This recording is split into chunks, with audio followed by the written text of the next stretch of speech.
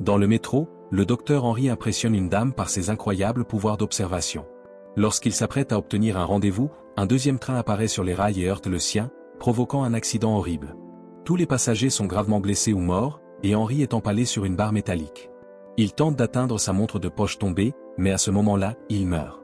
Son histoire a commencé il y a 200 ans, lorsqu'Henry travaillait comme médecin sur un navire d'esclaves et possédait déjà la montre. Un homme noir avait une légère fièvre et Henry était sûr qu'il n'avait besoin que de repos, mais les propriétaires craignaient qu'il ait le choléra et voulaient le jeter par-dessus bord. Henry tenta de défendre l'esclave, mais les propriétaires le tuèrent et jetèrent son corps à la mer. Ce qui se passa cette nuit-là le garda en vie, et maintenant Henry est immortel. Chaque fois qu'Henry meurt, son corps réapparaît nu dans l'eau, ce qui se produit maintenant après l'accident de train. Tout le monde dans le parc le fixe et la police l'arrête pour exhibitionnisme. Après sa libération, il se rend chez lui, dans une boutique d'antiquités, et ajoute l'incident récent à son journal, où il consigne chaque fois qu'il meurt. Pendant ce temps, la détective Gio est appelée pour enquêter sur l'accident et trouve la montre de Henry. La police fouille chaque wagon et ne trouve aucun survivant. Les corps sont envoyés au bureau du médecin légiste de New York, où Henry travaille comme pathologiste. Il est en train d'examiner le conducteur du train lorsque Gio arrive pour demander une mise à jour. Grâce à ses compétences d'observation, il peut dire que Gio est veuve et a un problème d'alcool. Une fois l'examen terminé, il conclut que le conducteur a été empoisonné. À ce moment-là, le téléphone sonne et Henry entend un homme mystérieux dire qu'il l'a vu survivre à l'accident de train, mais l'homme raccroche avant qu'Henry puisse lui demander son identité.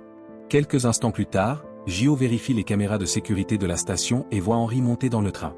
Le lendemain, Henry se rend au travail et trouve une enveloppe anonyme contenant une photo de lui et de sa défunte épouse Abigail en 1955. Elle croyait toujours que Henry avait été choisi pour être immortel dans un but plus grand. L'enveloppe contient également un article de journal sur le désastre du métro et une note, ce qui amène Henry à conclure que l'appelant mystérieux a provoqué l'accident pour prouver qu'il est immortel. Ensuite, Henry prélève un échantillon de sang du conducteur décédé et le ramène chez lui. Son fils adoptif Abbé connaît son secret et lui injecte le sang empoisonné. Henry meurt et réapparaît dans la rivière comme d'habitude, mais il sait maintenant que le poison est de l'aconitine. Lorsqu'il tente de retourner chez lui, il trouve Gio et la police qui l'attendent. Il l'emmène au poste de police pour un interrogatoire et Gio lui montre la montre. Henry change facilement de sujet et leur parle de l'aconitine. Il souligne qu'il ne peut pas être le tueur puisqu'il leur parle du poison et qu'ils n'ont pas assez de preuves pour le retenir, alors il part. Plus tard, au laboratoire, Henry examine à nouveau le corps jusqu'à ce qu'il trouve l'échymose laissée par l'injection de poison et une empreinte digitale. Il apporte cette empreinte au poste de police et il découvre qu'elle appartient à un homme nommé Hans. Gio et Henry se rendent chez Hans et remarquent un rat mort par terre. Voyant cela comme un indice, Henry fouille le jardin et trouve une serre pleine de plantes d'aconitine. Puis il vérifie le garage, où il découvre un laboratoire et le poison. À ce moment-là, Hans arrive et Gio tente de l'arrêter, mais il lui jette un verre de poison et s'enfuit en voiture. L'aconitine brûle la main de Gio et tente d'entrer dans sa circulation sanguine, alors Henry l'enflamme pour la neutraliser. Peu de temps après, une équipe de police arrive avec de nouvelles informations. La femme de Hans est morte dans un accident de métro causé par le même conducteur qui l'a empoisonné pour se venger. Cela trouble Henry car cela signifie que Hans n'est pas l'appelant mystérieux. Une recherche rapide dans le laboratoire révèle que 2 gallons de poison manquent et qu'il y a des traces d'éthanol. En voyant des dessins de la Grand Central Station dans les notes de Hans, Henry conclut qu'il a rendu le poison soluble dans l'eau pour provoquer une mort de masse dans la station où sa femme est morte. L'équipe se précipite à la Grand Centrale et Henry théorise que Hans sera sur le toit pour mettre le poison dans la climatisation. Malheureusement, Hans les voit en premier et abat Gio. Henry se précipite pour combattre Hans, mais il est blessé par balle dans la lutte. Après que Hans se soit retourné, Henry le plaque au sol et ils tombent tous deux du toit, mourant lorsqu'ils atterrissent sur une voiture. Quelque temps plus tard, Gio se réveille à l'hôpital avec Henry à son chevet. Elle se souvient l'avoir vu tomber, mais il la convainc que c'est impossible et lui dit que Hans s'est suicidé. À ce moment-là, il reçoit un appel de l'homme mystérieux, qui dit qu'il a la même malédiction qu'Henry et cherche un moyen de mettre fin aux choses pour eux deux. En sortant, Henry se souvient de la façon dont il a rencontré Abigail en combattant dans une guerre et comment il a sauvé ABBB d'un camp de concentration. Un soir, une Vicky en pleurs est dans un taxi en essayant d'appeler quelqu'un sans succès. Elle dit au chauffeur d'arrêter au pont et sort de la voiture pour se suicider. Le corps finit à la morgue de Henry et la police pense qu'il s'agit d'un suicide, mais Henry est sûr qu'il s'agit d'un meurtre en raison de l'angle de fracture et des marques montrant qu'elle se préparait à l'impact. Gio transmet cette information à sa patronne Johanna, qui ne croit pas qu'il s'agisse d'un meurtre et dit à Gio de classer l'affaire comme un suicide. Cependant, Henry refuse de signer un rapport qui va à l'encontre de ses connaissances médicales. Les parents de Vicky viennent à son bureau et jurent que leur fille était une personne heureuse, donc elle n'aurait pas pu faire cela. Les regarder fait penser à Henry et à la façon dont ils ont élevé Abbé ensemble. Cette nuit-là, Henry se rend au pont et grimpe sur le bord pour enquêter. Il trouve des marques des chaussures de Vicky et des ongles où elle a lutté. Il découvre aussi un crochet et glisse, mais il s'accroche juste à temps pour éviter de tomber. Lorsqu'il grimpe à nouveau sur le pont, il est percuté par un camion et meurt à nouveau. Le chauffeur tente de vérifier son état, mais le corps a déjà disparu. Le lendemain, il découvre de nouvelles choses sous les ongles de Vicky, de la peinture provenant du dessous du pont et des particules de peau d'un agresseur qu'elle a griffé. Henry découvre aussi une note sur son bureau de la part de l'homme mystérieux, disant qu'il sait qu'Henry est mort à nouveau. Il apporte la note à Abbé, qui remarque que le papier est très vieux. Grâce aux nouvelles preuves, Gio continue son enquête et découvre que Vicky avait déjà réservé un vol pour Paris. Elle et Henry se rendent à l'université de Vicky pour parler à son professeur James, qui leur fournit un alibi sans qu'ils aient besoin de demander. En raison de cela et d'autres petits indices remarqués par Henry, il conclut que Vicky avait une liaison avec lui et le considère comme un suspect. Henry vole un stylo pour effectuer un test ADN qui correspond à la peau trouvée sous les ongles de Vicky. Il et Gio se rendent voir la femme de James et elle confirme son alibi, mais Henry la confronte en lui montrant des indices dans la maison prouvant qu'elle était au courant de la liaison. La femme craque et avoue que James a menti. Plus tard, au poste de police, Henry remarque que James a une affection cutanée et réalise que Vicky l'a griffé pendant leur aventure, ce qui signifie qu'il n'est pas le meurtrier. Les policiers trouvent cela farfelu et arrêtent James quand même. Pendant ce temps, Abbé a mené davantage de recherches sur la lettre et découvre que le blason sur le papier provient d'un hôtel. Henry se rend compte qu'il s'agit d'un hôtel en Italie qui n'existe plus. Il y est resté une fois lorsqu'il a essayé de rompre avec Abigail à cause de sa condition, mais elle ne l'a pas laissé faire. Plus tard, Henry examine de nouveau le corps de Vicky et trouve de la chair dans sa bouche, ce qui signifie qu'elle a mordu son agresseur. Il est interrompu par Gio, qui a trouvé James mort dans son bureau. Les policiers pensent qu'il s'est suicidé, mais Henry fouille la scène de crime et, avec quelques indices, confirme que James a aussi été assassiné. Pendant que les policiers poursuivent la femme de James, Henry rend visite à un étudiant dont il a vu le nom sur les papiers de James. L'étudiant a la main bandée et Henry réalise que c'est là où Vicky l'a mordu. Il s'avère qu'il a aidé James et Vicky avec le papier qu'il rédigeait, mais qu'il n'allait pas l'ajouter au crédit, alors il les a tués pour se venger. Avec un couteau, l'étudiant prend Henry en otage, ce qui est vu par les policiers sur les caméras de sécurité. Gio et son collègue les entourent immédiatement et tirent sur l'étudiant dans l'épaule pour forcer celui-ci à relâcher Henry, fermant ainsi l'affaire. Lorsqu'Henry rentre chez lui, il reçoit un autre appel de son mystérieux harceleur. L'homme sait que Henry a 200 ans et prétend avoir 2000 ans, il dit aussi que son nom est Adam. Peu après, Henry termine toute une étude sur sa liste de décès et découvre que certaines morts peuvent prendre plus de temps à revenir. Abbé se fâche parce qu'il déteste voir Henry si désespéré de mettre fin à sa malédiction alors qu'il souffre de vieillir, et ils finissent par se disputer. Le soir, Bill se fait voler sa mallette et décide de courir après le voleur. Il parvient à l'attraper et commence à le frapper, pour mourir ensuite d'une attaque cardiaque apparente.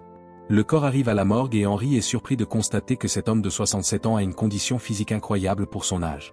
Cependant, son cerveau souffrait de nombreuses maladies, comme s'il avait un vieux cerveau dans un jeune corps. Il y a un liquide étrange dans son estomac, et aucun autre aliment ou boisson, donc Henry conclut que c'est ce qui l'a tué. Gio et Henry parlent au fils de Bill, qui dit que son père a changé radicalement après la mort de sa femme, il a oublié sa famille et s'est concentré sur la condition physique et les fêtes. Bill a été retrouvé à Chinatown, mais il détestait ce quartier, et dans sa mallette, ils ont trouvé une carte de visite pour une sorte de clinique de guérison ainsi qu'une grande somme d'argent. Le duo se rend ensuite à Chinatown et suit une série d'indices pour localiser l'endroit où Bill est mort. Là, ils voient une dame élégante qui semble très déplacée dans ce quartier.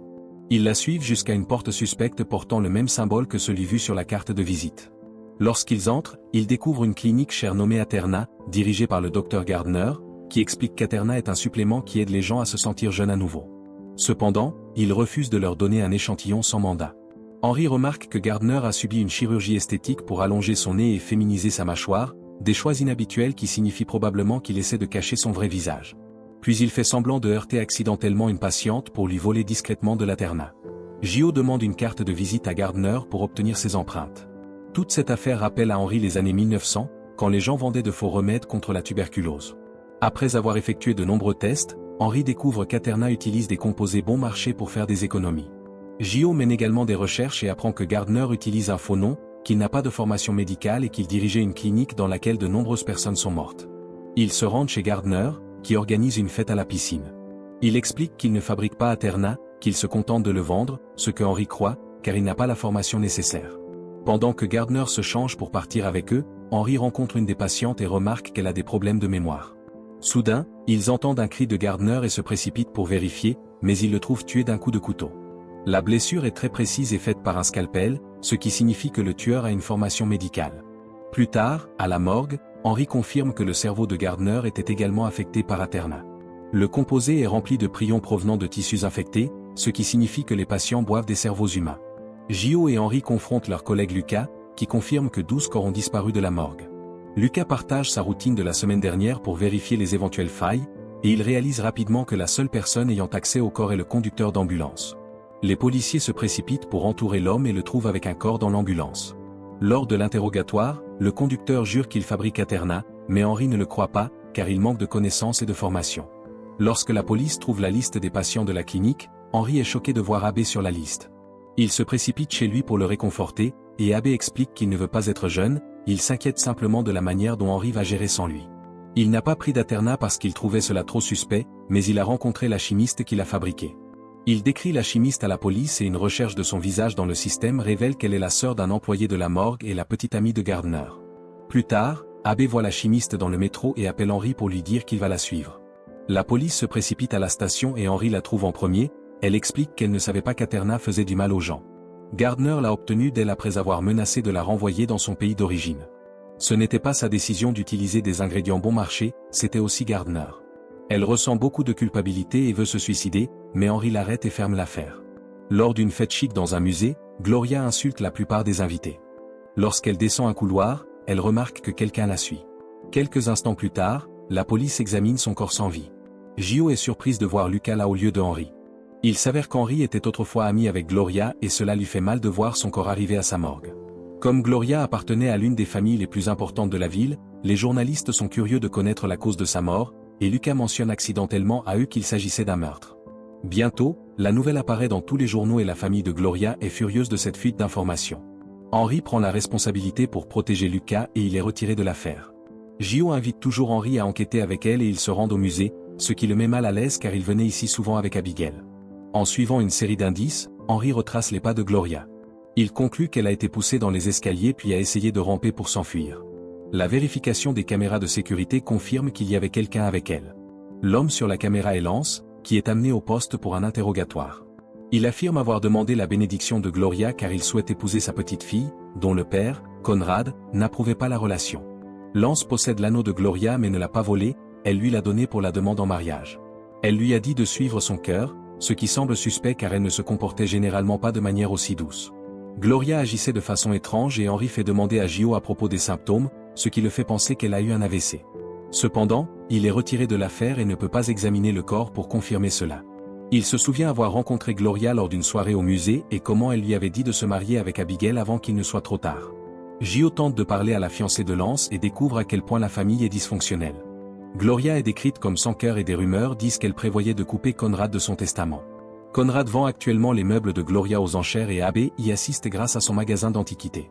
Il se faufile dans la salle de bain de Gloria et prend une photo de tous ses médicaments, mais aucun d'entre eux ne pourrait avoir causé un AVC.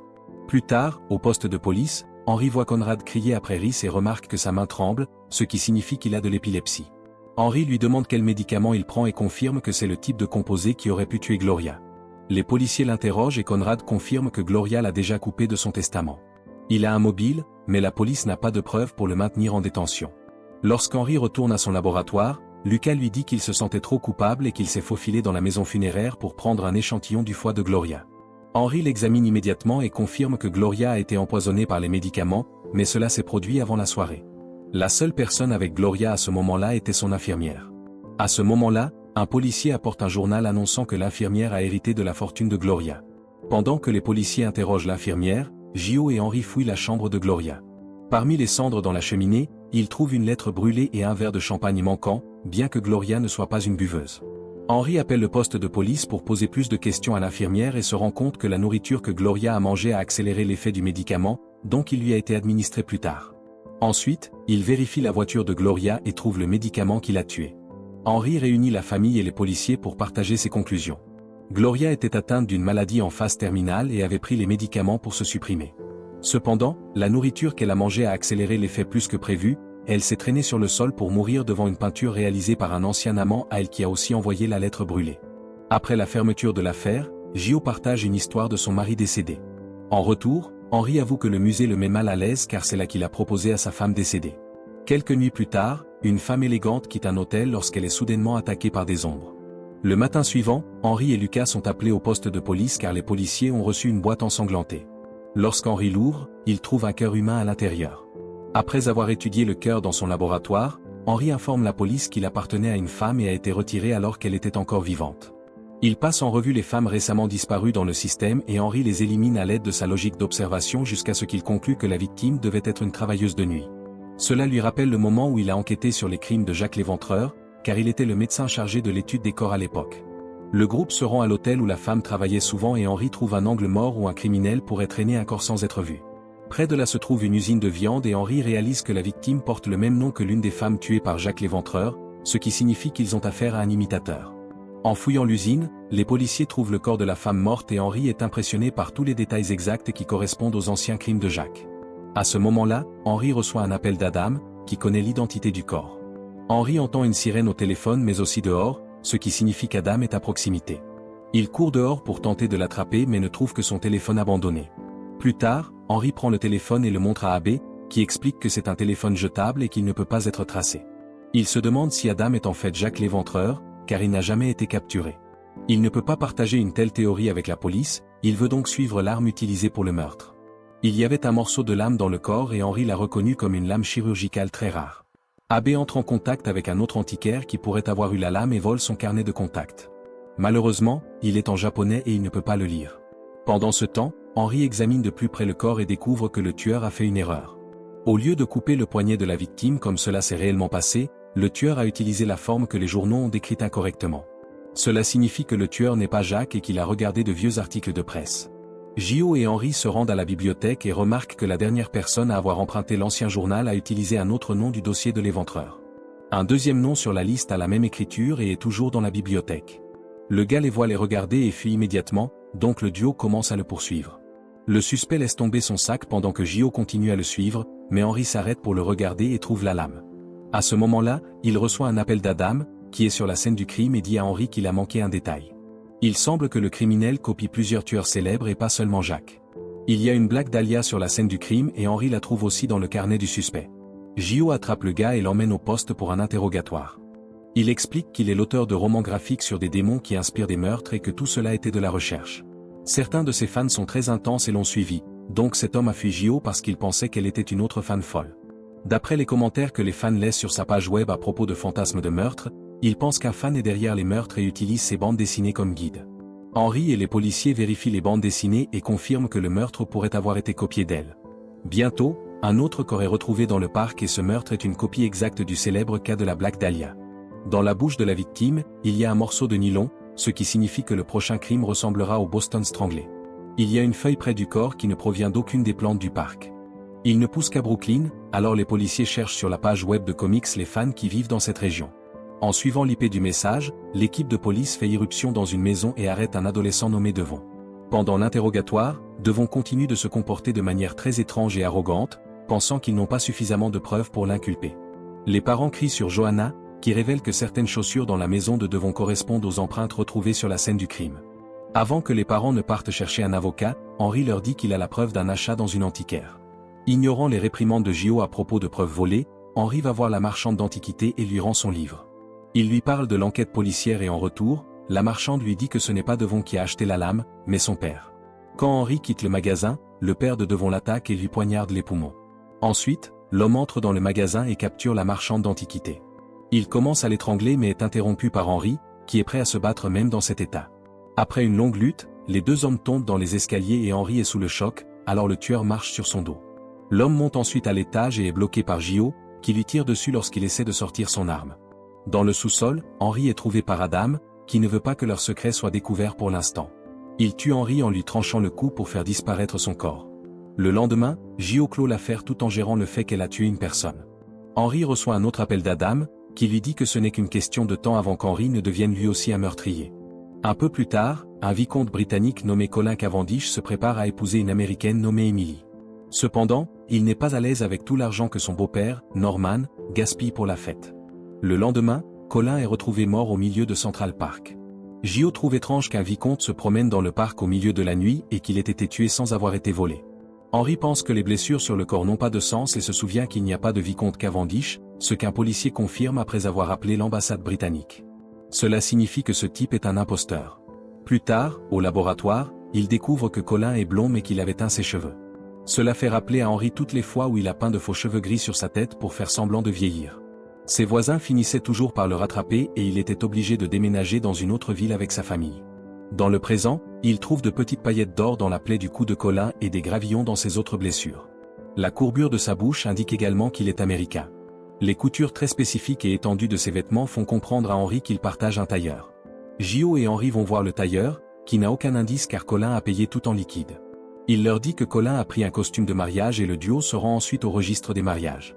Pendant que Gio parle à l'employée Patricia, Henry remarque un messager à vélo avec les mêmes cicatrices aux jambes que Colin. L'homme lui dit que les cicatrices viennent du fait qu'il fait du vélo toute la journée et reconnaît Colin sur une photo. Son vrai nom était Dwight et il était également messager à vélo, mais il a disparu il y a un an. Après quelques recherches, Gio annonce à Joanna ce qu'elle a découvert. Dwight a grandi en Oklahoma comme orphelin et a vécu dans de nombreuses familles d'accueil.